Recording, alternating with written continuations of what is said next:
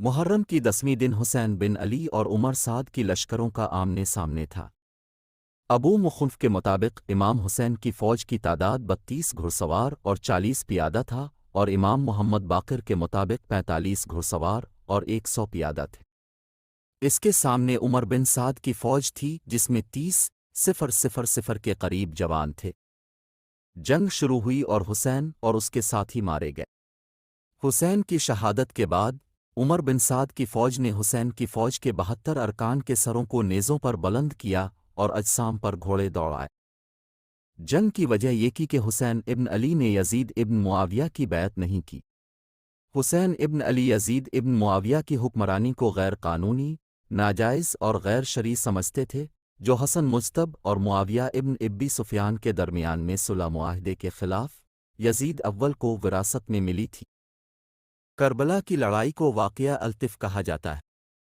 واقعہ کربلا کو اسلامی تاریخ کی ایک متنازع لڑائی سمجھا جاتا ہے، کیونکہ اس لڑائی کے نتائج اور تفصیلات سے سیاسی، نفسیاتی اور نظریاتی مضمرات تھے جو آج بھی عصر حاضر تک تنازع کا شکار ہے، کیونکہ یہ مرکہ ان حقائق کے سلسلے میں سب سے نمایاں واقعہ ہے جس نے سنیوں اور شیعوں کے مابین تعلقات کو تشکیل دینے میں ایک اہم کردار ادا کیا تھا۔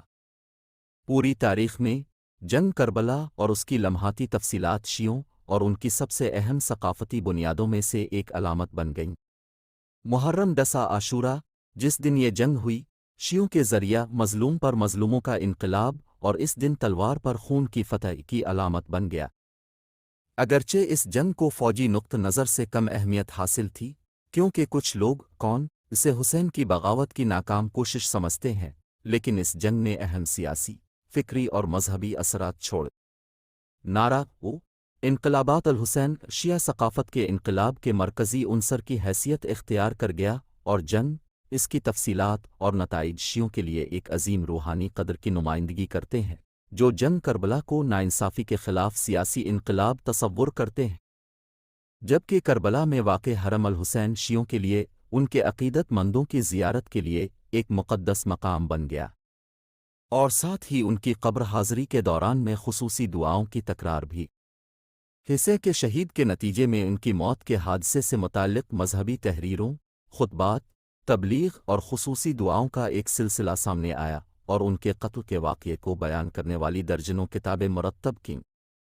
شیعہ جنگ کربلا کو ایک ایسی درسگاہ سمجھتے ہیں جس میں قربانی، سچائی اور آزادی جیسے بہت سے معنی سامنے آتے ہیں۔ شیعوں کے مطابق اس واقعے کی علامتوں نے ایرانی انقلاب اور شاہ کی حکومت کا مقابلہ کرنے کے جذبے میں ایرانی عوام کو متحرک کرنے میں ایک کردار ادا کیا تھا، خاص طور پر عاشورہ کے دوران میں تہران اور مختلف ایرانی شہروں میں ہونے والے لاکھوں مظاہروں میں، جس نے سابق شاہ محمد رضا پہلوی کو ایران سے فرار ہونے پر مجبور کیا تھا اور ایران میں شیعہ اسلامی حکومت کے قیام کی راہ ہموار کی تھی۔ شیعوں کے مطابق اس واقعے کا جنوبی لبنان میں اسرائیلی قبضے کے مقابلہ میں اسلامی مزاحمت میں بھی ایک کردار تھا۔